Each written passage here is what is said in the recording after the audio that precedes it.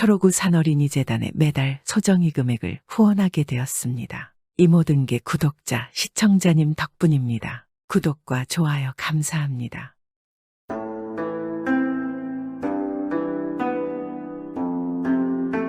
옛날 옛적에 돌쇠와 칠복이라는 형제가 살았습니다. 이 둘은 당시 역학자로 유명했던 고승의 제자였는데 두 형제는 역학뿐만 아니라 짐승의 말을 알아듣고 귀신을 퇴치하는 능력도 지닌 형제였습니다. 형 돌쇠와 동생 칠복이의 나이차는 10살 차이가 났습니다. 두 형제는 사찰에서 스님들과 학문을 쌓고 배움을 가졌습니다. 그런데 스님들이 모두 마을로 시주를 받기 위해 마을로 내려갔습니다. 그런데 그날따라 스님들이 무슨 일이 있었는지 해가 지는데도 돌아오지 않았습니다. 사찰은 그 어느 때보다 적막에 쌓여 있었습니다. 그러니 형제가 글 공부하기에는 최적의 환경이었습니다. 그렇게 형제가 열심히 책을 읽는 사이에 어느덧 사찰에는 어둠이 짙게 내려왔고 등잔불에 작은 불씨만이 희미하게 사찰의 적막함을 깨고 있었습니다. 밤은 점점 깊어져만 갔고 산짐승들 우는 소리가 사찰의 적막함을 깨웠을 때 동생 칠복이가 형 돌쇠의 곁으로 다가와 말했습니다. 형님, 밤도 깊었는데 이제 오늘 글 공부는 그만하시죠. 네가 그리 말하는 것을 보니 밤이 깊어가는 게로구나. 넌 아직도 이 산 중에 밤이 무서운 것이냐? 아, 그것이? 아니, 그럼 형님은 아무렇지도 않은 겁니까? 이렇게 음산한데 당장 뭐라도 나올 것 같지 않습니까? 정신일도 하사불성이라 하였다. 정신만 차리고 집중하면 못할 일이 없는 법이니 너도 정신을 집중하고 책을 읽도록 하거라. 아이, 그래도 형님 일이 적막하고 캄캄한 사찰의 등잔불 하나에 의지한 채 글 공부라니 이건 무섭지 않은 형님이 이상한 겁니다. 그렇게 동생이 형에게 투덜대고 있는데 순간 밖에서 이상한 소리가 들려왔습니다. 형님, 밖에서 분명 무슨 소리가 난 것 같습니다. 동생은 등줄기가 서늘해지며 형에게 찰싹 붙어서 말했고 밖에서 나는 이상한 소리에 돌쇠도 속으로는 겁이 났지만 애써 태어난 척 말했습니다. 바로 옆에 벼락이 떨어져도 꿈쩍 않는 것이 산의 대장부 돌쇠도 속으로는 죽을 맛이었지만 동생의 앞이라 태어난 척 말하며 책을 읽기 시작했습니다. 그리고 그때 방문 앞으로 희미한 형체가 보이기 시작했습니다. 그 모습은 마치 고을에 하나씩 있는 장승 같아 보였고 사람의 움직임처럼 보이지는 않았습니다. 형님, 저 문 앞에 기괴한 형체가 보이십니까? 그래, 나도 보이는구나. 저게 대체 무엇일까요? 도둑일까요? 아니면 아니, 내가 볼 때 저것은 사람이 아니다. 예, 형님, 저게 사람이 아니라면 대체 무엇이라는 겁니까? 동생은 겁에 질려 돌쇠만 바라보고 있었고 밖에서 그 형체는 점점 이상한 소리를 내며 문 앞으로 다가오기 시작했습니다. 그때 돌쇠가 벌떡 일어나더니 동생에게 말했습니다. 너는 저 등잔불을 잘 들고 나를 따라오너라. 그 말에 동생은 눈이 휘둥그레지며 물었습니다. 예, 아니, 형님, 뭘 어쩌시게요? 이렇게 방 안에만 움츠려 있을 수는 없지 않느냐. 그러니 이 형을 믿고 따라와 보거라. 돌쇠가 워낙 진중하게 말하자 칠복이는 어쩔 수 없이 한숨을 쉬며 등잔불을 들었습니다. 그렇게 형제가 방문을 열고 나가자마자 칠복이는 비명을 질렀습니다. 저게 뭐야? 형제는 주춤거리며 물러섰고 그 그림자의 형체는 바로 사람의 시신이었습니다. 돌쇠가 자세히 살펴보니 머리는 산발의 얼굴은 거의 형체를 알아볼 수도 없었습니다. 살펴본 돌쇠는 동생에게 말했습니다. 아니, 이게 또 무슨 일이냐? 왜 자꾸 이런 일이 생기다니. 이를 어찌하면 좋겠느냐? 아, 형님, 어쩌긴 뭘 어찌합니까? 내가 저 산 아랫마을에 다녀오고 네가 시신을 지키고 있겠느냐? 아니면 내가 시신을 지키고 네가 마을에 다녀오겠느냐? 아, 형님, 도대체 뭘 하시려고 어딜 간다고요? 그냥 놔두고 우리는 돌아갑시다. 저 시신을 보니 분명 아랫마을에 있는 초상집에서 지금쯤 이 시신이 없어졌다고 난리가 났을 것이다. 그러니 이 시신이 이곳에 있다고 누군가는 알려주어야 하지 않겠느냐? 그러면 형님 날이 밝은 다음에 그때 돼서야 알려주러 가면 안 되겠습니까? 나도 그러고 싶다만 날이 밝으면 저 시체는 없어질 게다. 아니, 그게 정말입니까? 아, 이거 참. 동생 칠복이는 둘 중 어떤 걸 선택해야 할지 선뜻 답이 나오지 않았습니다. 하지만 이 어둠 속에서 도저히 시체를 지키고 있을 엄두가 나지 않았고 결국 마음을 정하고 형에게 말했습니다. 형님, 그럼 제가 얼른 아랫마을에 다녀오겠습니다. 동생이 고민 끝에 내놓은 말에 돌쇠는 웃으며 대답했습니다. 네, 그럴 줄 알았다. 이 시신은 내가 잘 지키고 있을 테니 너는 어서 마을에 다녀오거라. 형의 말이 끝나자마자 동생 칠복이는 사찰을 떠나 서둘러 아랫마을로 향했습니다. 돌쇠는 홀로 사찰 앞에 남아서 그 시신을 지키기 시작했습니다. 그런데 잠시 후 그 시신에서 이상한 소리가 나더니 그 몸을 일으켜서 돌쇠에게 다가오기 시작했습니다. 돌쇠는 순간 몹시 놀라서 당황했지만 이내 정신을 가다듬고는 청기를 한 곳으로 모아 주문을 외우기 시작했습니다. 돌쇠는 점점 목소리를 크게 내어 주문을 외우자 그 시신은 더 이상 돌쇠에게 다가오지 못하였습니다. 이윽고 새벽 달기 울자 시신은 괴이한 소리를 내지르며 이내 땅에 쓰러졌습니다. 그리고 잠시 후 때를 맞추어 동생과 횃불을 든 마을 사람들이 사찰로 들어왔고 돌쇠는 마을 사람들을 그 시신 앞으로 안내했습니다. 그리고 시신을 확인한 상주가 주저앉아 말하기 시작했습니다. 아이고, 이게 도대체 무슨 조화랍니까? 아니, 돌아가신 아버지께서 어찌하여 이곳까지 와서 이런 몹쓸 꼴로 쓰러져 계신 겁니까? 상주인 아들은 그 자리에 그대로 주저앉은 채 땅이 꺼져라 한숨을 쉬어댔습니다. 사찰 앞에 쓰러져 있는 시신은 바로 그 상주의 아버지였던 것이었습니다.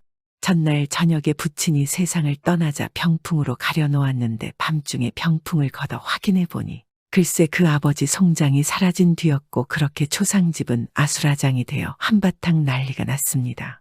그런데 그때 마침 칠복이가 도착해서 마을 사람들에게 자초지종을 설명한 뒤 그들을 사찰로 데리고 온 것이었습니다. 그리고 그때 마을에서 온 노인 한 명이 돌쇠에게 말했습니다. 예전에도 마을에 이런 기괴한 일이 있었던 적이 있었으나 이렇게 송장이 사찰까지 온 적은 없었는데 이런 적은 처음이라네. 저기 이복의 젊은이, 자네는 어떻게 이 시신이 마을 초상집 송장인 줄 알고 동생을 보냈는가? 노인의 말을 들은 돌쇠는 묻는 말에는 답하지 않은 채 엉뚱한 말을 하기 시작했습니다. 제가 앞으로 이 마을에서 이러한 불상사가 나지 않게 할 것이니 마을 분들은 제가 하는 일에 왈가왈부하지 말아 주십시오. 돌쇠의 말에 마을 사람들은 머리를 긁어대며 고개를 끄덕이고는 그 송장을 수습한 뒤 마을로 내려갔습니다. 돌쇠도 동생 칠복이를 데리고 마을로 내려갔습니다. 그리고 돌쇠는 마을 여기저기를 둘러보기 시작하였는데 한참을 둘러보다 끝내 어느 곳에 도착하더니 발걸음을 멈추었습니다. 돌쇠가 걸음을 멈추는 곳은 바로 가시덤불 안에 세워진 신당이었습니다. 돌쇠는 한숨을 깊이 쉬고는 동생에게 말했습니다. 너는 지금 당장 가서 횃불을 가져오너라. 사찰에 일어난 일과 지금까지 괴이했던 모든 일의 원흉이 바로 이곳에 숨어 있구나. 알겠습니다. 형님 조금만 기다리십시오. 잠시 후 동생이 횃불을 가져오자 돌쇠는 망설임 없이 신당에 불을 질렀고 신당이 불길이 치솟자 어느새 사람들이 몰려들기 시작했습니다. 아니, 이 이복에 이게 무슨 짓인가? 이곳에 불을 지르다니. 마을 사람들의 말에 돌쇠는 아랑곳하지 않고 말했습니다. 자, 다들 제 말을 잘 들으십시오. 마을 분들께서는 지금부터 이 가시덤불이 다 탈 때까지 빙 둘러서서 자리를 지키십시오. 아니, 갑자기 그게 무슨 말인가 설명을 좀 해주게. 한시가 촉박합니다. 아까 사찰에서 제가 하는 일에 간섭하지 않겠다고 다들 동의하시지 않으셨습니까? 그러니 제 말을 따라 주십시오. 돌쇠가 강하게 밀고 나가자 마을 사람들은 서로 눈치를 살피더니 결국 덤불 주위로 하나둘 빙 둘러서기 시작했습니다. 이렇게 대열이 갖추어지고 신당이 불에 거의 다 탔을 무렵 괴이한 일이 벌어졌습니다. 괴상한 소리가 들리더니 불에 전부 탄 신당에서 북쪽 하늘로 한 줄기 빛이 붉게 뻗쳐 나가는 것이었습니다. 이 신기하고도 괴이한 광경에 마을 사람들은 저마다 무언가에 홀린 듯 하늘만 쳐다볼 뿐이었고 잠시 후 돌쇠는 한숨을 깊게 쉬고는 마을 사람들에게 말했습니다. 지금까지 이 마을에 생긴 괴상한 일들은 바로 이 신당 속에 숨어 살던 불여우의 짓이었습니다. 전부 이 불여우가 사람을 해친 뒤에 숲을 속에 던졌던 것입니다. 그래서 저는 일부러 신당에 불을 질러 그 불여우를 퇴치하려 했던 것인데 암놈은 잡았으나 순놈이 멀리 달아났으니 그놈 때문에 앞날이 조금 걱정입니다. 하지만 걱정하지 마십시오. 이곳에 장승을 세운다면 순놈 여우도 두 번 다시 이 마을에 오지 않을 것입니다. 그러니 날이 밝은 대로 장승을 세우시기 바랍니다. 마을 사람들은 그 이야기를 듣고 모두들 놀라하며 다음날 장승을 세웠습니다. 마을 사람들은 하나같이 돌쇠 형제에게 고마움을 표했습니다. 그렇게 형제가 신당을 불태우고 떠난 뒤에 이 마을에는 두 번 다시 괴이한 일이 일어나지 않았습니다. 그리고 돌쇠와 칠복이는 훗날 유명한 고승이 되어서 전국을 돌아다니며 귀신이나 요괴들을 퇴치했다고 합니다.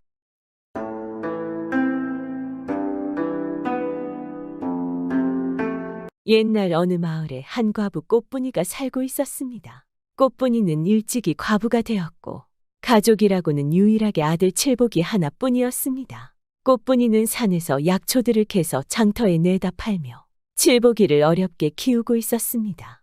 하지만 혼자서 살림살이를 책임지다 보니 힘든 날은 지속되기만 하였습니다. 또한 시간이 지나도 살림은 나아질 생각을 하지 않으니 걱정이 이만저만이 아니었습니다. 어느 날은 하루에 한 끼도 먹지 못하고 굶는 경우가 허다하였습니다. 칠복이는 너무 배가 고파 참지 못해 어머니 꽃분이에게 말하였습니다. 어머니, 배가 너무 고파요. 어디 먹을 거 없나요? 그래, 미안하구나 사랑하는 아들아. 많이 배고프지. 엄마가 오늘은 약초를 많이 캐서 쌀을 좀 사와보마. 조금만 기다리고 있거라. 배가 고픈 아들을 바라보는 어머니 꽃분이의 심정은 얼마나 가슴이 아프지 않겠습니까? 칠복이의 말을 들은 꽃분이는 바로 산으로 향했습니다. 하지만 한참 약초를 찾아보았지만 도무지 팔아볼 만한 약초는 잘 보이지 않았습니다. 그렇게 고민하면서 계속 찾고 있는데 갑자기 근처에서 더덕이 있는 것이었습니다. 아이고, 이게 웬 더덕이야. 이건 그래도 팔아볼만 하겠구나. 이제는 아들에게 밥을 지어줄 수 있겠구나. 아들아, 조금만 기다려라. 엄마가 맛있는 밥 지어줄 테니? 꽃분이는 몹시 기뻐하며 더덕을 뽑으려고 근처로 향하였습니다. 그리고는 더덕을 붙잡고 잡아당겼는데 더덕이 단박에 쑥 뽑혀버렸습니다. 아이고 머니나. 꽃분이는 더덕 뽑는 힘을 주체하지 못하고 그만 뽑힌 더덕과 함께 뒤로 벌러덩 넘어졌습니다. 하필이면 뒤는 산비탈이 있었고 꽃분이는 결국 더덕을 붙잡고 산비탈에 굴러 떨어지고 말았습니다. 아이고 다리야. 아이고 허리야. 꽃분이는 한참 산비탈 아래로 굴러 떨어져 의식을 잃고 말았습니다. 잠시 후 간신히 의식을 찾고 몸을 일으켰는데 손에 있던 더덕이 없지 않겠습니까? 주변을 찾아보았지만 어디에도 더덕은 보이지 않았습니다. 의식을 잃기 전까지 최대한 더덕을 지키려고 손에 꾹 쥐고 있었는데 너무나 허탈하기만 하였습니다. 큰일이구나. 이거 더덕이 어디로 날아가 버렸구나. 날아가 버린 걸 어디서 찾는담 휴. 오늘도 허탕이라니. 우리 아들이 배고픈데 이를 어찌한담. 꽃분이는 다친 자신의 몸은 잊은 채 오직 아들 생각만 하며 터덜터덜 집으로 돌아왔습니다. 그런데 놀라운 일이 벌어졌습니다. 그날부터 꽃분이는 태기가 있었고 곧 얼마 안 가 아들을 하나 낳게 되었습니다. 남편도 없는 과부가 아이를 낳았으니 참으로 신기한 일이었습니다. 거기다가 또 놀라운 것이 한 가지 더 있었습니다. 이 아이는 태어나자마자 울지도 않고 떡하니 자리에 앉아 있는 것이었습니다.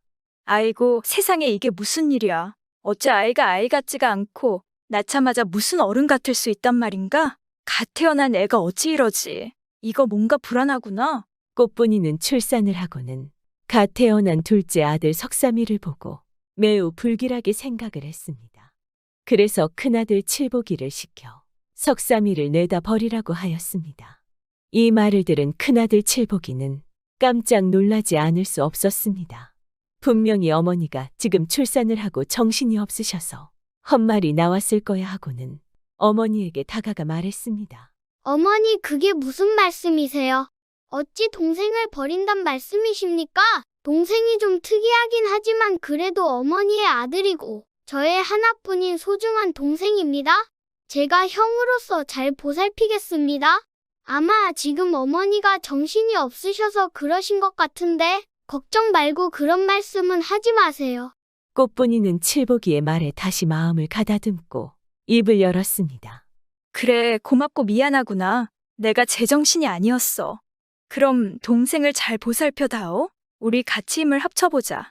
꽃분이는 그리고는 정신을 놓고 한참 뒤에 깨어났습니다. 꽃분이가 정신을 잃고 있는 동안 큰아들 칠복이는 태어난 동생을 지극정성으로 보살폈습니다. 정말로 어린 나이에 기특하지 않겠습니까? 한참 만에 깨어난 꽃분이는 둘째 석삼이를 사랑으로 잘 보살피고 키웠습니다. 없는 형편도 세 식구는 서로 의지하며 살았습니다. 그러나 주변 사람들이 과부가 아이를 낳았다고 손가락질을 하고 다른 아이들과는 다른 석삼이를 이상하게 생각했지만 꽃분이와 큰아들 칠복이는 전혀 개의치 않았습니다. 그런데 세월이 흘러 안타깝게도 어려서부터 잘 먹지 못하고 병약했던 큰아들 칠복이는 일찍 세상을 떠나게 되었습니다. 나이는 어리지만 큰아들 칠복이에게 많이 의지했던 꽃분이는 슬픔이 이만저만이 아니었습니다. 결국 꽃분이에게는 오직 둘째 석삼이만 남아있게 되었습니다.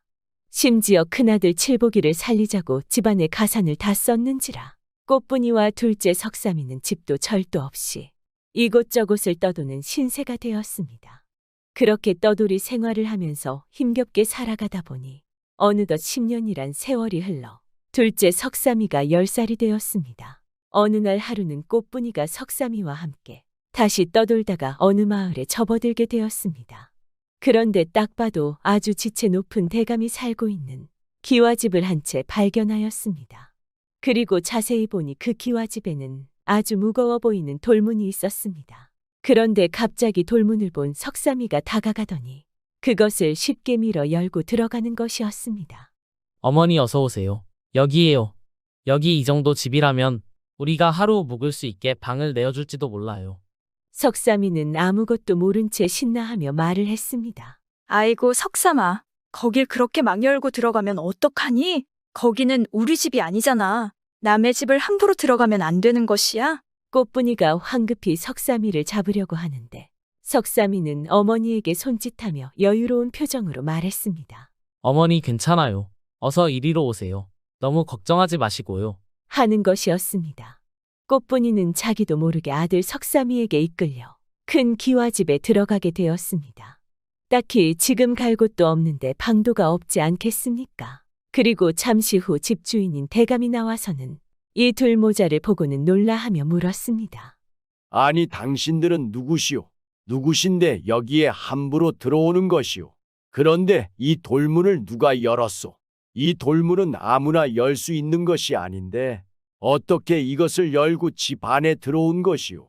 그러자 꽃분이가 당황하며 말을 했습니다. 아이고, 대감님 죄송합니다. 우리 아들이 그냥 돌문을 밀었더니 열렸습니다. 한 번만 용서해 주십시오. 이 말을 들은 대감은 깜짝 놀라하며 석삼이를 유심히 보았습니다. 보통 아이가 아니로구나. 장사가 태어난 개로군. 이 아이가 크면 장차 나라의 큰 화근이 될지도 모를 일이다. 이 아이를 참말로 없애야겠구나. 이 집주인은 나란 일을 보고 있는 대감이었습니다.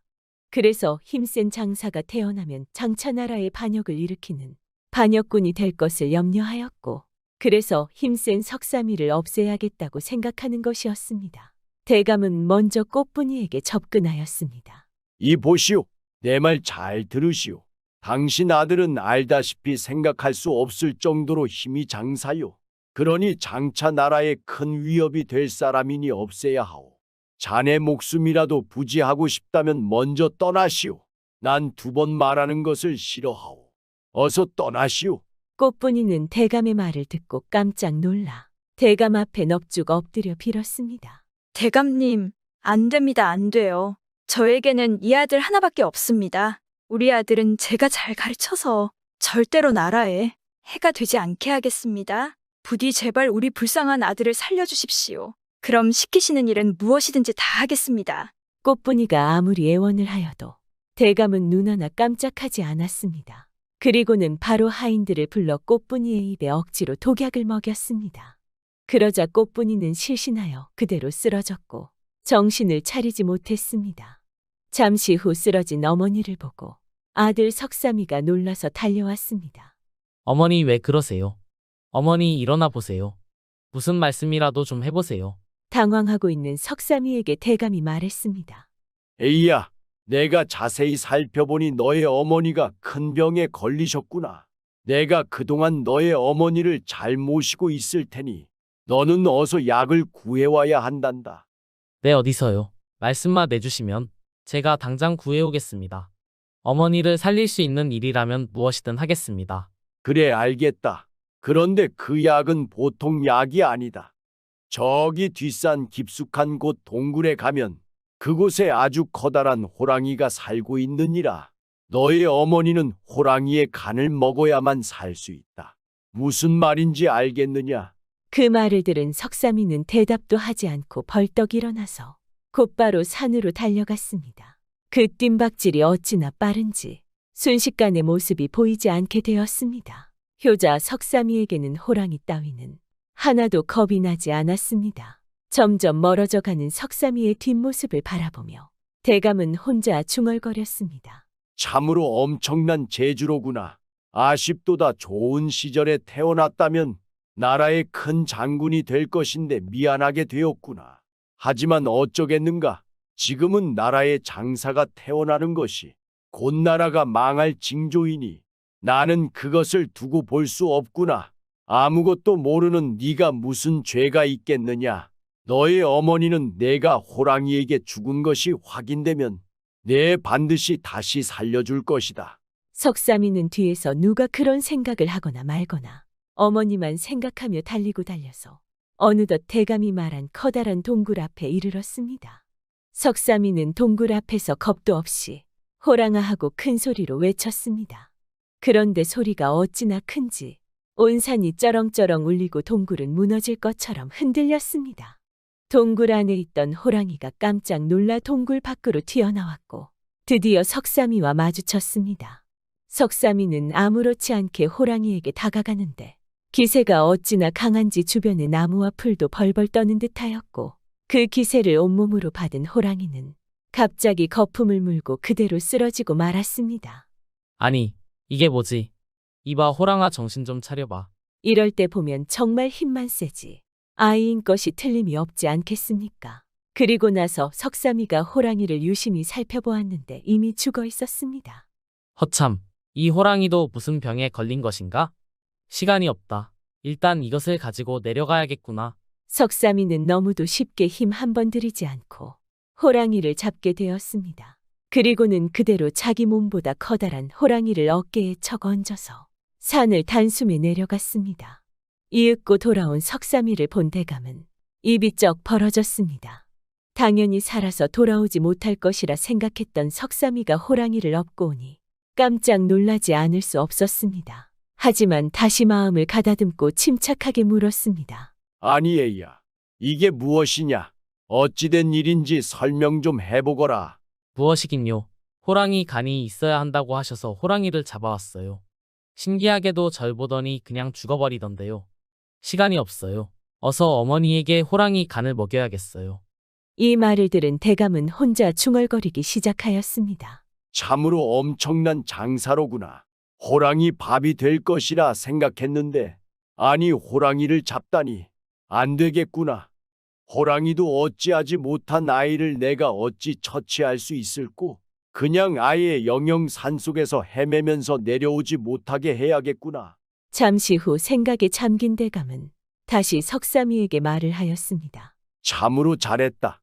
정말 대단하구나. 그런데 약에 들어갈 재료가 그게 다가 아니다. 가장 중요한 재료는 바로 천도복숭아가 있어야 한단다. 신선들이 먹는다는 천도복숭아. 그것을 반드시 구해 가져와야 한단다. 그러자 석삼이는 자신 있게 고개를 끄덕였습니다. 네, 알겠습니다. 천도복숭아를 바로 구해올게요. 근데 어디에서 구할 수 있나요? 천도복숭아는 그것을 구하는 사람의 정성이 하늘에 닿아야 산신령님께서 내려준다고 하시는구나. 어느 산에서 얻을 수 있는지도 모르고 그저 얻을 때까지 온 나라의 산을 돌아다니며 정성을 다해 찾아야겠지. 네가 끝까지 포기하지 않고 온 정성을 다해 찾으면 혹시 하늘이 감동하여 너에게 천도 복숭아를 내려줄지도 모른다. 1년이 걸릴지 10년이 걸릴지 영영 불가능할지 알 수가 없구나. 석삼이는 이 말을 듣자마자 이것저것 생각하지 않고 그냥 다시 산으로 내달렸습니다. 하지만 천도복숭아를 어디에서 구할 수 있을지 어떻게 구해야 하는지 도무지 알 길이 없었기에 석삼이는 그저 산을 잡듯이 뒤지며 하늘을 보고 빌 뿐이었습니다. 하느님 신령님, 제발 저에게 천도복숭아를 내려주세요. 제가 천도복숭아를 찾을 수 있게 도와주세요. 저는 이것 말고는 아무 소원이 없습니다. 석삼이가 간절히 빌고 또 빌어도 하늘에서는 어떠한 소식도 신호도 없었습니다. 석삼이는 그저 할 수 있는 것이라곤 온 산을 뒤지고 다니는 것밖에는 없으니 끊임없이 이 산 저 산을 다니며 천도복숭아를 찾아다녔습니다. 십수일을 제대로 먹지도 못하고 그리 돌아다니니 석삼이는 점차 지쳐갔습니다. 그리고 몸에 힘도 없고 머리도 어질어질하였습니다. 배도 너무 고프고 춥다. 이 겨울에 산에 먹을 것도 없고. 결국 석삼이는 힘이 빠져서 자리에 주저앉아 하늘을 보며 엉엉 울었습니다. 부디 저에게 천도복숭아를 내려주세요. 제발. 석삼이는 산에서 엉엉 울다가 결국에는 지쳐 잠들어 버렸습니다. 그런데 그런 석삼이의 꿈에 갑자기 웬 흰 도복에 긴 흰 수염을 한 노인이 나타났습니다. 참으로 안타깝구나. 시기를 제대로 타고났으면 큰 영웅이 될 아이건을 어찌 이런 고생을 하고 있단 말인가. 꿈에서 석삼이는 노인을 보자마자 산신령이라는 것을 직감하였습니다. 산신령님, 제발 저에게 천도복숭아를 구할 방도를 알려주세요. 부탁입니다. 석삼이의 애원에 산신령은 고개를 끄덕이며 말했습니다. 천도복숭아는 이미 내가 어머니에게 보냈으니 너는 그만 산을 내려가거라. 너의 효성에 내가 감동하여 주는 선물이란다. 산신령은 그리 말하고는 연기처럼 사라져버렸습니다. 석삼이는 순간 깜짝 놀라서 잠에서 깨어났습니다. 이럴 수가. 산신령님이 이미 천도복숭아를 어머니에게 보냈다고. 석삼이는 너무나 기뻐하며 산을 내려가서 어머니가 있는 곳으로 바로 달려갔습니다. 한편 같은 시각잠을 자고 있던 대감에게도 꿈에 산신령이 나타났습니다. 산신령은 놀라서 어쩔 줄을 몰라 하고 있는 대감에게 말했습니다. 이 나라는 영웅을 담을 그릇이 못 되는구나. 하늘이 내려준 영웅들을 매번 역적으로 몰아죽이니 어찌 이 나라가 강성해질 수 있겠는가? 내 너에게 이 천도복숭아를 줄 터이니 아이가 돌아오면 먹이도록 하거라. 그 아이의 장사의 힘을 없애는 천도복숭아이니라. 산신령은 대감의 품에 복숭아를 하나 던져주고는 연기처럼 사라져갔습니다. 대감은 놀라며 잠에서 깨어났습니다. 아니 뭐야. 뭐 이런 꿈을? 근데 이게 뭐지? 아니 복숭아가 꿈이 진짜였단 말인가? 대감은 품 안에 가지런히 안겨있는 복숭아를 신기한 듯 바라보는데 밖에서 소리가 들렸습니다. 대감님, 천도복숭아가 이미 이곳에 있다고 해서 산을 내려왔습니다. 맞습니까? 정말입니까? 그 말에 대감은 가만히 복숭아를 바라보고 고개를 끄덕이고는 석삼이가 있는 곳으로 다가갔습니다. 진짜 이 복숭아를 먹고 장사에 힘이 없어진다면 굳이 이 총명한 아이를 없앨 이유가 없지 않은가? 하고 중얼거리고는 석상이에게 말을 하였습니다. 여기 복숭아가 있다. 너의 어머니에게도 드릴 것이며 너 또한 이것을 먼저 한 입 먹도록 해라. 네, 제가요. 제가 어찌 그것을. 제 어머니께서 드셔야 병이 나으시는 것 아닙니까? 어서 먹도록 해라. 그래야 너의 효심을 담아 너의 어머니를 치료할 수 있느니라. 대감의 말에 석삼이는 고개를 갸우뚱하며 그가 내민 복숭아를 한 입 베어 물었습니다. 그런데 순간 석삼이의 몸에서 환한 빛이 뿜어져 나와 하늘로 올라가기 시작하였습니다. 대감은 그것을 신기한 듯 바라보다가 다시 석삼이에게 말했습니다. 자, 이제 저기 돌절구를 한번 들어보겠느냐? 네, 대감님. 이까짓 돌절구쯤이야 못 들겠습니까? 석삼이는 아무것도 아니라는 듯 자기 키보다 큰 돌절구를 붙잡고 들어 올렸습니다. 하지만 평소 같으면 가뿐하게 들릴 돌절구가 꿈쩍도 하지 않았습니다. 그래, 이제는 되었구나. 정말로 장사의 힘이 사라졌구나. 그러고 보면 참으로 효성이 지극한 아이로구나. 대감은 바로 꽃분이가 있는 방 안으로 들어가서 원래 가지고 있던 해독약을 꽃분이에게 먹였습니다. 그러자 정신을 잃고 있던 꽃분이는 곧 깨어났습니다. 석삼이는 깨어난 어머니를 보고 너무나 기뻐하며 연신 대감에게 절을 하였으나 대감은 절을 받을 수 없다는 듯 먼 산을 바라보며 한숨을 쉬었습니다. 나라를 위한 일이라 어쩔 수 없었지만 나도 참으로 천벌을 받을 사람이로구나. 내가 이 아이에게 무엇을 해줄 수 있을까? 대감은 한참을 그렇게 먼 산을 보다가 깨어난 꽃분이에게 말했습니다. 이보시오. 아들을 참 잘 키웠소. 보아하니 둘 다 마땅히 집도 없고 떠도는 신세 같은데 괜찮다면 내가 이 아이를 내 양자로 들여도 괜찮겠소. 내 집 바로 옆에 좋은 집을 하나 마련해 줄 테니 둘이서 그곳에서 함께 살면 어떻겠소? 아니, 그게 정말입니까? 그래만 주신다면야 너무나 감사한 일입니다. 정말 감사합니다. 대감의 말에 꽃분이는 눈물을 흘리며 감사의 인사를 하였습니다. 석삼이는 영문을 몰라하며 어머니를 따라 엉겹결에 감사의 인사를 연신하였습니다. 그렇게 석삼이의 장사의 능력은 사라졌지만 양아버지가 된 대감의 전폭적인 지원을 받아가며 열심히 글 공부를 하였고 신분 또한 양반의 신분이 되어 후에 과거를 보아 급제하여 관직에 올랐습니다. 그리고 이제는 힘이 아닌 머리로 어려운 사람을 도와가며 어머니와 대감을 잘 모시며 즐겁게 살았습니다.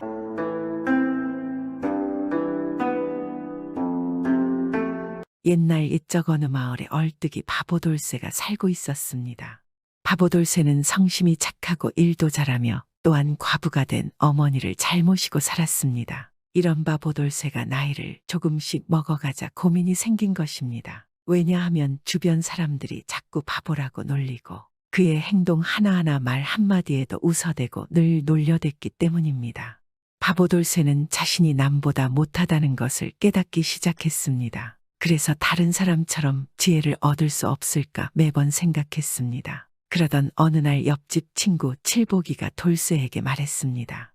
너 그러지 말고 저기 언덕 위에 암자에 혼자 살고 있는 스님을 한번 찾아가 봐라. 그 스님이라면 어떤 도술이나 약초로 널 어떻게 구제해 줄 수 있을 거야. 아니, 그게 정말인가? 정말 스님이면 나에게 지혜를 줄 수 있단 말이지. 그럼 나도 보통 사람이 되는 거네. 바보돌쇠는 그 길로 곧장 어머니에게 달려갔습니다. 어머니, 제가 스님에게 가서 지혜를 사와 볼게요. 스님이 저에게 지혜를 줄 수 있다는 거예요. 그러자 어머니가 말했습니다. 그러려무나 너도 내가 죽고 나면 좀 지혜가 필요할 게 아니냐. 아들아, 그 스님이라면 너에게 보통 사람처럼 살 수 있게 해줄 수 있을 게야. 그래, 곧장 가서 지혜를 얻어와라. 그리하여 바보돌쇠는 곧장 떠났습니다. 칠복이가 알려준 곳으로 가보니 이 스님은 암자에서 불경을 외우고 있었습니다. 스님 안녕하세요. 비가 막 오려나 봐요.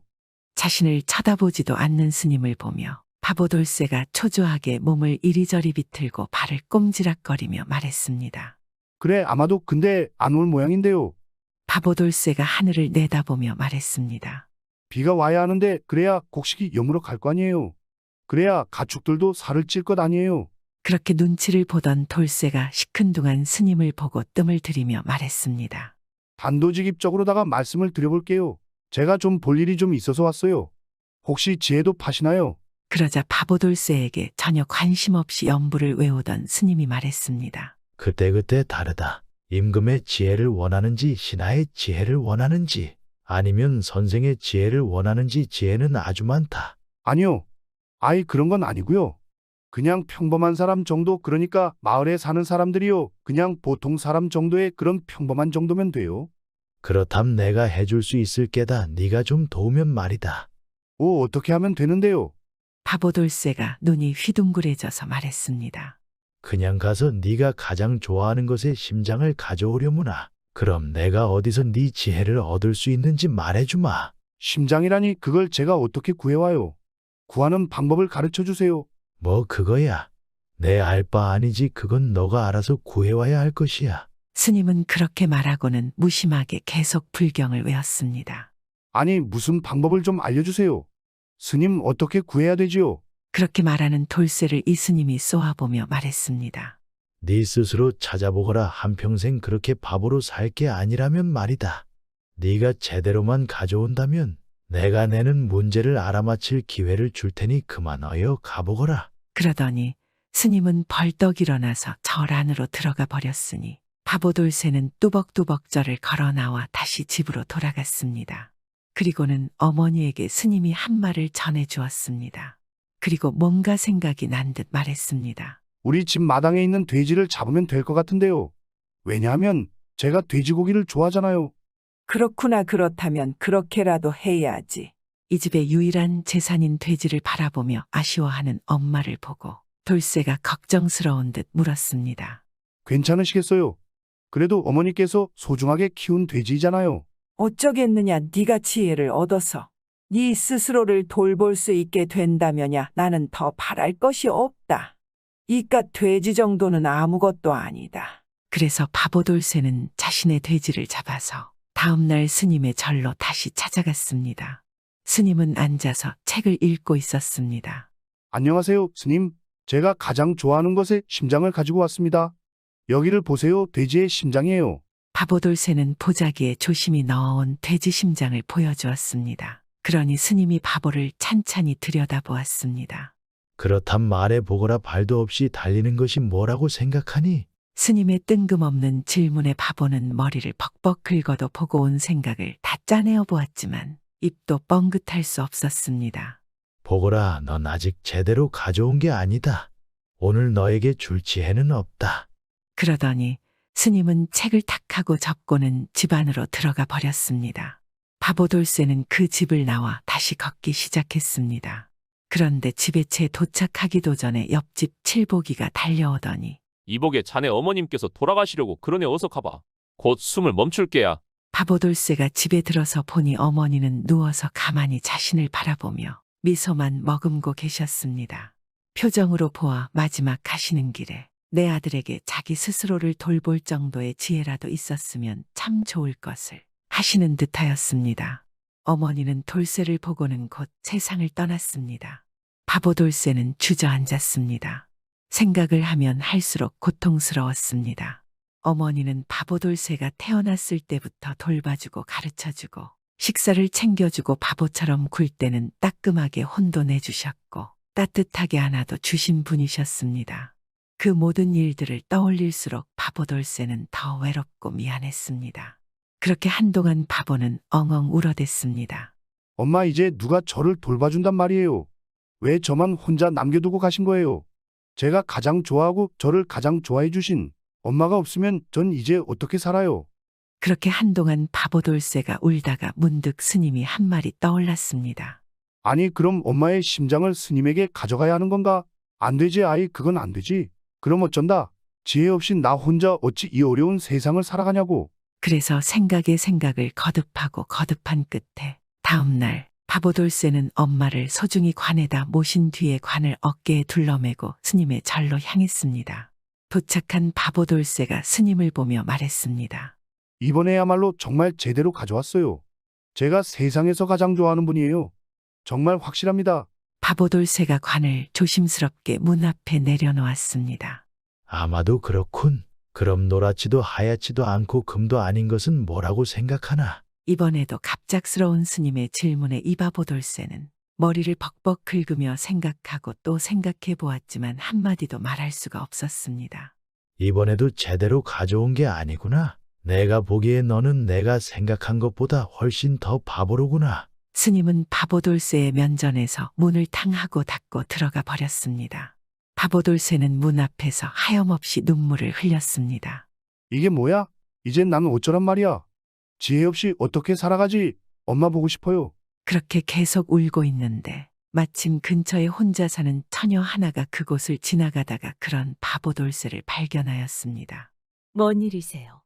왜 이리 서글프게 울고 계세요? 그녀가 물었습니다. 바보돌쇠가 자신의 있었던 이야기를 울며 불며 그녀에게 말했습니다. 저런 정말 당신을 돌봐줄 사람이 이젠 없는 건가요? 네, 저에게 남겨진 건 하나도 없으니 이제 지혜를 살 수도 없을 겁니다.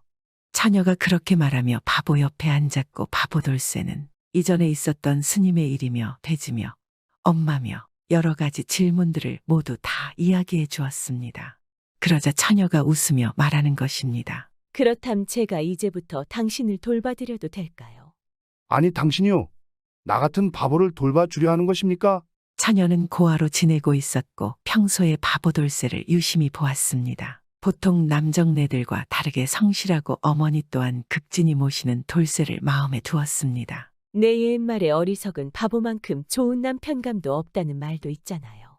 제가 생각해 보건대 제 남편감은 당신만한 분이 없을 것 같아서요. 어이, 정말요? 음식할 줄 아세요? 혹시 빨래도 합니까? 바느질도 할 수 있나요? 바보돌쇠가 눈물을 멈추고 물었습니다. 예 돌쇠님의 어머니처럼 잘하지는 못하지만 다 할 수 있습니다. 허야, 그렇다면 당신이 저를 잘 돌봐줄 수 있을 것 같네요. 바보돌쇠가 좋아하며 처녀의 두 손을 주물럭 거리며 말했습니다. 근데 스님한테 지혜를 구하는 일은 어쩐다? 그러자 처녀가 곰곰이 생각하더니 말했습니다. 이젠 달라질 거예요. 제가 옆에서 아내로서 당신을 도와드릴 거니까. 당신이 바보인지 아닌지는 또는 중요하지가 않아요. 그렇겠네요. 이젠 저도 색시가 생겼으니 안심이에요. 그렇게 이 바보돌쇠는 처음 만져본 처녀의 손을 주물럭거리며 손을 꽉 붙잡고 마을로 내려갔습니다. 그리고 얼마 지나지 않아 함께 혼인을 하였습니다. 바보돌쇠의 부인이 된 이 처녀는 늘 열심히 일을 하고 맛있는 음식도 바보에게 차려주었습니다. 그러니 바보돌쇠 또한 자신의 부인을 지극정성 사랑해 주었습니다. 그러던 어느 날 밤에 바보돌쇠가 부인에게 말했습니다. 부인, 내가 이제서야 이 세상에서 가장 좋아하는 것이 뭔지 떠올랐소. 그게 뭔가요? 서방님, 그러자 바보돌쇠가 말했습니다. 이제 깨달았소. 그것은 바로 당신이요. 어머 아이 부끄럽게 그런 말을 하십니까? 그런데 당신의 심장을 가져가서 스님에게 지혜를 살 수도 있는 것 아니오? 갑자기 그게 무슨 소리예요? 부인이 소스라치게 놀라며 말했습니다.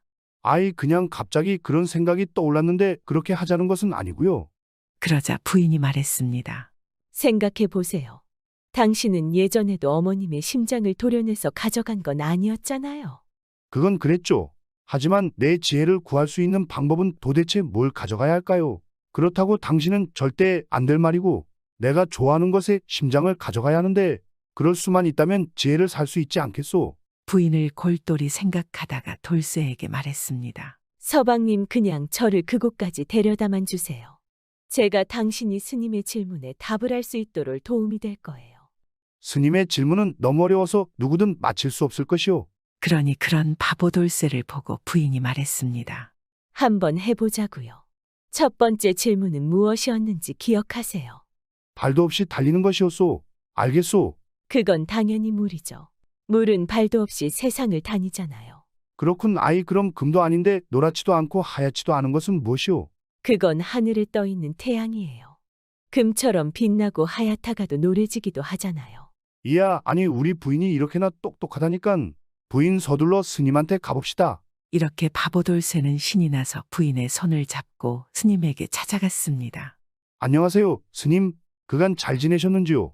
그래, 오랜만이구나. 바보 돌쇠야. 그러자 바보돌쇠가 말했습니다. 이번엔 제가 제대로 데려온 것 같아요. 바보돌쇠의 말에 스님이 부부를 번갈아 보고는 고개를 끄덕이며 물었습니다. 처음엔 다리가 하나도 없다가 곧 둘이 되고 마지막엔 다리가 넷이 되는 것은 무엇이냐? 아이, 뭐 그런 게 다 있어. 바보돌쇠가 자신의 머리를 벅벅 긁으며 생각하고 또 생각해 보았지만 알 수가 없었습니다. 그때 부인이 바보돌쇠의 귀에다 살포시 귓속말을 해주었습니다. 서방님 그건 올챙이에요. 태어날 때는 발이 없지만 그 이후로 발이 2개가 생기고 개구리가 되면서 발이 4개가 되잖아요. 올챙이, 그렇구나. 그건 올챙이에요. 그러자 스님이 고개를 끄덕였습니다. 넌 이미 지혜를 한 보따리 가지고 있구나. 이제야 비로소 찾았구나. 도대체 어디에 있습니까? 바보돌쇠가 자기 주변을 돌아도 보고 주머니에 손도 넣어보고 하며 말했습니다. 너의 부인 머릿속에 말이다. 스님이 바보돌쇠의 부인을 보며 말했습니다. 어리석은 바보 남자를 치유하는 유일한 방법은 현명한 아내의 보살핌을 받는 것이다. 그런 면에서 넌 이미 지혜를 다 가졌다. 네가 찾던 지혜는 항상 너희 곁에 있을 것이다. 넌 이제 바보가 아니다. 너도 알 것이다. 지금 너에게 뛰어난 지혜를 준다 한듯 너의 부인과 바꿀 수 있겠느냐? 그러자 돌쇠가 반색하며 말했습니다. 아닙니다. 지금 어떠한 것을 준다 한들 제 색시와 바꿀 수 없습니다. 스님은 두 사람을 바라다보며 고개를 끄덕여 보이고는 이내 자리에서 일어나 천천히 절 안으로 들어갔습니다. 그들 부부도 함께 집으로 돌아왔습니다. 그런 일이 있은 후 바보돌쇠는 이제 더는 지혜를 사겠다고 하지 않았습니다. 이미 세상 어떠한 부부가 합쳐도 남을 만큼 지혜가 바보돌쇠의 부인에게 있었기 때문입니다. 이번 이야기는 자신이 모자람을 채울 수 있는 것을 찾아다니는 돌쇠의 이야기이지 않겠습니까? 자신의 모자람은 결국 부인이 채워줄 수 있다는 간단한 것을 말입니다. 요즘 우리 부부들도 서로 모자란 바보지만 서로 지혜를 나누어 주어서 바보가 안 되는 것은 아닐까요?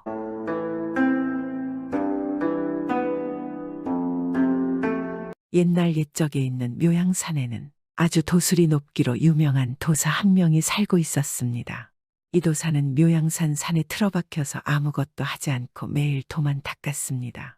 그런데 이 도사는 가끔 마을에 내려와서 어려운 사람들을 도와주었습니다. 비가 안 와 가뭄이 지면 산에서 기도를 하여 비를 오게 하고, 해가 뜨지 않아 농사가 안 될 때에는 기도를 해서 해가 뜨게 하였습니다. 그리고 마을에는 알 수 없는 일이 벌어지곤 했습니다. 아주 가난한 집이나 홀로 살고 있는 과부나 노인들의 집에는 그들이 먹고 살기 힘들 때마다 끼니를 해결할 정도의 돈이 집으로 들어왔습니다. 그래서 마을 사람들은 이것이 모두 도사님이 벌인 일이라 여겼습니다. 그러니 산 인근 마을 사람들은 늘 도사를 걱정했습니다.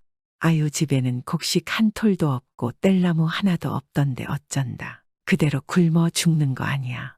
그래도 도가 높으신 양반이니까 뭔가 수가 있지 않을까. 그런 수가 있으면 나도 배워보고 싶네. 하여간 두고 보자고. 도사님이 문제가 있을 수 있으니 우리 자주 도사님을 봐야겠네. 혹시라도 건강에 문제가 생기면 큰일 아닌가. 마을 사람들은 차마 묘양산 도사에게 다가가지는 못하고 걱정스러운 마음으로 도사가 어찌 되는가를 지켜만 볼 뿐이었습니다.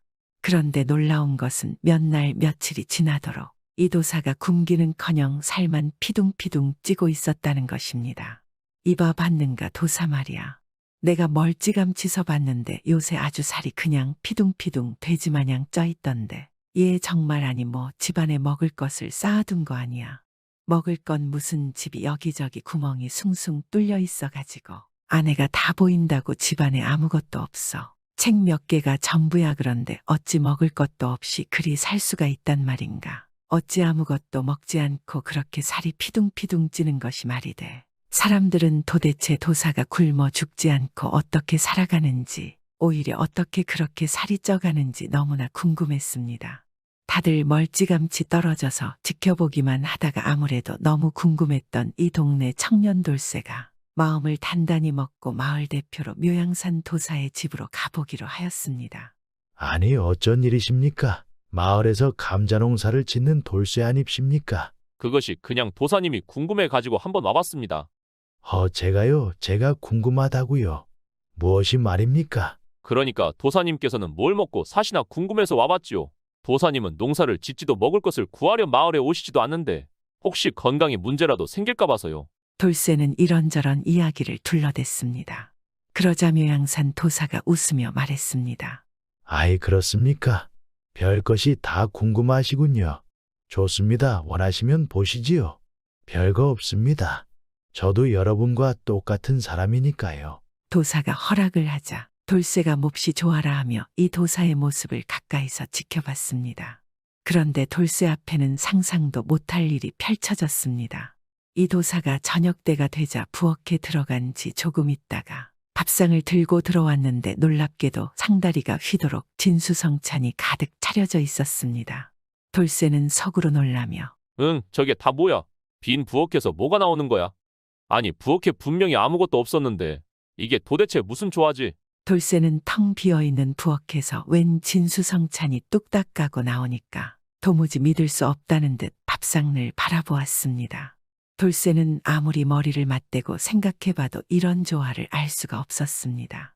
도사는 그러거나 말거나 여유롭게 식사를 끝낸 다음에 밥상을 부엌에 내다 놓았습니다. 계속 지켜보실랍니까? 나는 이제 한숨 자야겠습니다. 혹시 마을로 갈 때 인사한다고 날 깨우지 마십시오. 밥을 배불리 먹었으니까 이제 한동안 잠이 깊숙이 들 것입니다. 도사는 그렇게 말하더니 방으로 들어가서 자리에 누웠습니다.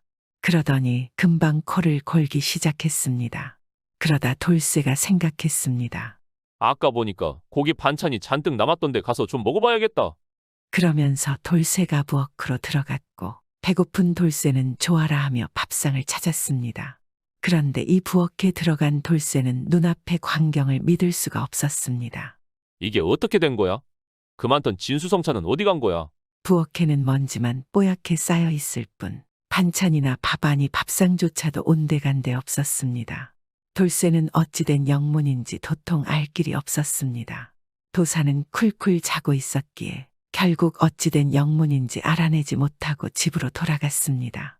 그리고 다음날 용기를 내어 돌쇠가 다시 도사를 찾아갔고 어제의 일에 대해서 물어보았습니다. 하지만 도사는 그저 하고 웃기만 할 뿐이었습니다. 돌쇠는 너무나 궁금해서 계속 도사에게 찾아갔습니다. 그런데 다음날의 식사도 마찬가지였습니다. 돌쇠는 탐복했습니다. 정말 도사는 도사네. 어찌 이런 일이 벌어질 수 있는 것일까? 그 길로 마을로 돌아간 돌쇠는 마을 사람들에게 자신이 그간 있었던 일을 말했습니다. 제가 볼 때 우리는 더 이상 도사님을 걱정할 필요가 없는 것 같습니다. 도사님은 마을 누구보다 장수하실 겁니다. 보통 사람이 아니라 정말 도사입니다. 그때 이웃 마을에 있는 수덕사에도 영험한 스님이 살고 있었습니다.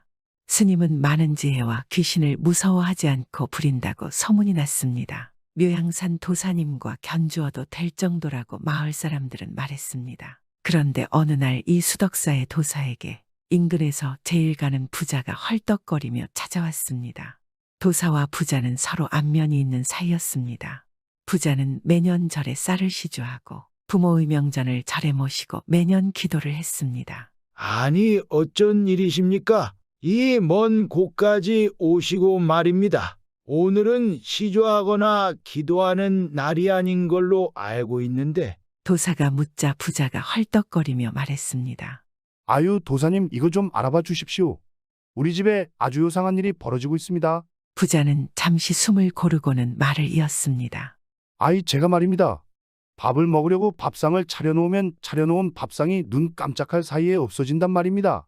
그리고 또 더 어이가 없는 것은 없어졌던 밥상이 잠시 후면 갑자기 음식은 다 사라진 채로 부엌 제자리에 와 있습니다. 이런 일이 한두 번이 아닙니다. 벌써 오래전부터 계속되어 가지고 영문도 모르겠고, 아유, 그 덕에 저는 근래 들어서 제대로 밥을 먹지도 못하는 형편입니다. 도사님께서 좀 이유를 알아봐 주시고 어떻게 해결을 좀 해주실 수 있겠습니까? 그리고 어떤 때에는 방에 몰래 숨겨놓았던 돈괴짝에서 돈이 몇 푼씩 사라지는 겁니다. 처음에는 가족이나 시종들의 짓이거나 했는데 괴짝문을 아무도 모르는 열쇠로 잠가놔도 그런 일이 벌어집니다. 그래서 국리 끝에 제가 한 걸음에 온 것입니다. 부자의 말을 들은 스님은 호기심 어린 눈으로 부자를 바라보며 잠시 생각하다가 말했습니다. 그렇군요. 아마도 누군가가 장난을 하는 모양인데 내가 이따가 댁에 가보지요. 어떤 녀석인지 아주 고약한 장난을 치고 있군요. 제가 내일부터는 그러지 않도록 해드리겠습니다.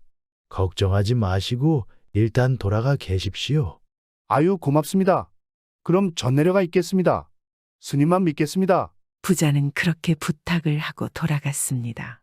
그리고 그날 저녁 부자가 밥상을 차릴 즈음 수락사 스님이 부잣집에 도착했고 오자마자 부엌에 와서는 차려진 밥상을 지켜보고 있었습니다. 밥상이 다 차려지고 부자의 하인이 밥상을 슬그머니 들려는 찰나였습니다. 그 순간 수락사 스님이 밥상 위 허공을 후려쳤습니다. 그러자 허공에서는 아예 뭐야? 웬 놈이 내가 아는 일에 끼어드는 것이냐? 보아하니 보통 사람은 아닌 듯한데. 하는 소리가 나면서 밥상이 그대로 내동댕이 쳐졌습니다. 수락사 스님은 웃으며 말했습니다. 이 목소리 아주 익숙한 목소리로구만. 묘향산에 있는 도사님이 배가 몹시 고팠나 봅니다. 앞으로는 이러지 마시오. 이건 도사님에게 맞지 않는 짓입니다. 수락사 스님은 그렇게 말하고는 수락사로 돌아갔습니다. 부자는 신기해하며 앞으로는 이런 일이 생기지 않을 것이라 안심하였습니다. 그러나 이튿날도 다음날도 여전히 부자의 밥상이 없어졌습니다. 또한 예전에 몇 분씩 없어졌던 돈이 100냥씩 사라지곤 한 것입니다. 이게 어찌 된 거야? 왜 아직도 이러는 거야? 안 되겠구나. 이 도둑놈을 잡아야겠다. 스님이라면 그놈을 잡을 수 있을 것이야.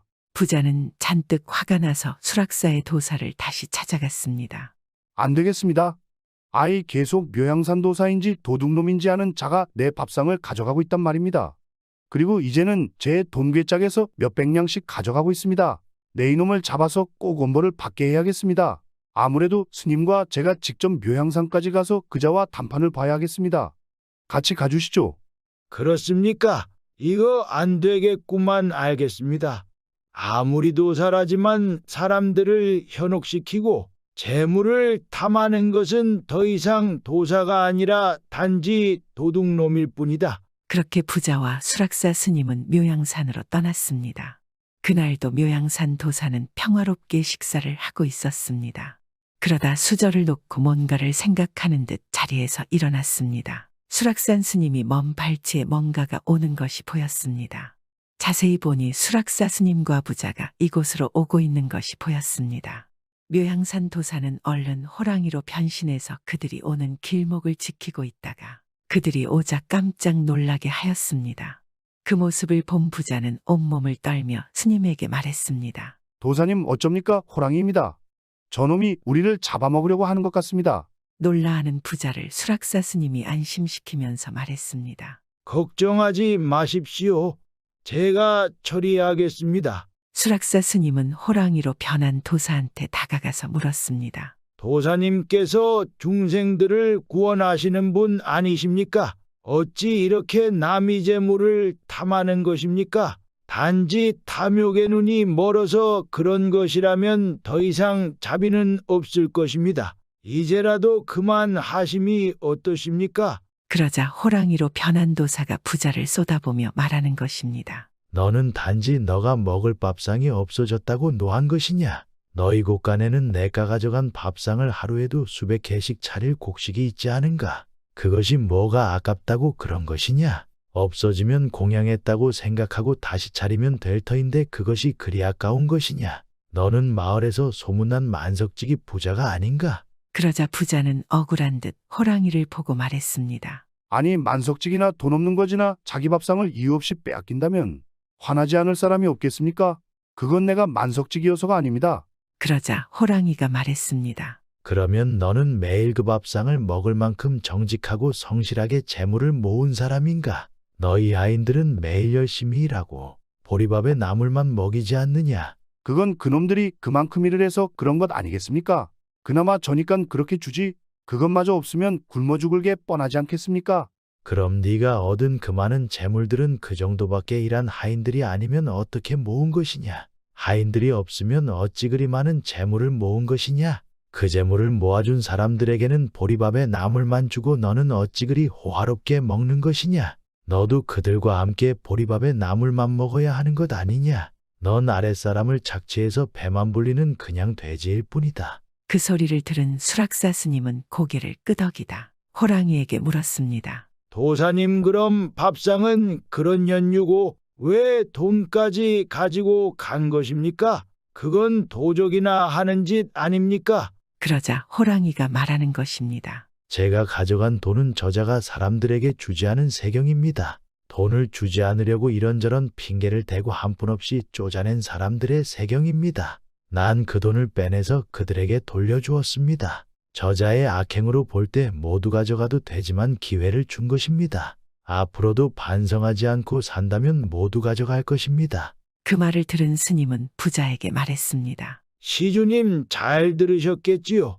이제 어떻게 하실 겁니까? 앞으로도 계속 그러신다면 저도 더 이상 도와드릴 수 없습니다. 그 말은 들은 부자는 앞으로 매번 진수성찬을 먹지 않고 먹는다면 하인들에게도 차려주겠다고 말했습니다. 그리고 세경을 안 주고 쪼자낸 하인들에게 모두 돈을 돌려주겠다고 말했습니다. 그제서야 호랑이로 변한 도사는 사라졌습니다. 그러자 부자는 아직도 믿어지지 않는지 멍하니 있었습니다. 그리고 집에 돌아간 부자는 자신이 먹는 밥상을 하인들에게 똑같이 나누어 주었고 다른 집 하인들보다 세경을 많이 주어서 힘들지 않게 살게 했습니다. 그 이후로는 더 이상 밥상도 돈도 사라지지 않았습니다. 그리고 부자가 세상을 떠날 때는 전 재산을 수락사 스님에게 주어서 어려운 사람들을 구휼했습니다. 이번 이야기는 자신이 얻은 많은 재물을 가진 부자가 두도사에게 깨달음을 얻은 이야기이지 않겠습니까? 요즘 우리도 많은 부자들이 있습니다. 그런데 그것을 만들어준 많은 아랫사람들이 있다는 것을 명심해야 하지 않을까요?